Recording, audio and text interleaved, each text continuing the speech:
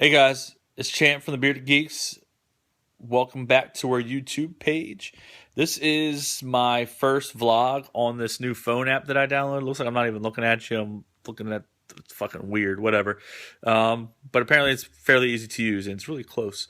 So I'm here to do this first vlog and kind of give you a review of the movie It Follows. I don't know if many of you have heard of it. I know personally I had not heard of it until late last night on the whim. My girlfriend and her sisters and I went and saw it. Overall, pretty decent movie. Quick synopsis of it. I know it sounds silly, but it's about a group of kids. One girl in particular has sex with this guy, and he gives her this, transmits this ghost, if you will. They really didn't discuss what it was, but he transmitted something to her where now this figure now follows her. So it takes form of a human. It could be a loved one. However, no one else can see it but you. And it's constantly following you. It walks, so you can easily get away, but if it catches you, it will kill you.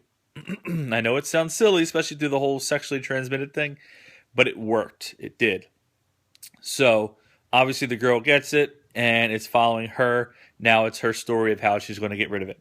And yes, it sounds as easy as like, all right, why don't you just go out and fuck someone else? Which, yes, you'll see what happens in the movie, but there's a little more to it. There's actually some depth to it, which is interesting to me, and I found very interesting.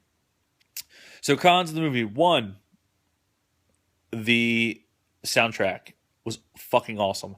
It reminded me of old school horror movies, 70s, 80s. It worked. The story actually was written well. Once again, as silly as it all sounds, it worked well together, and I actually liked how it played out.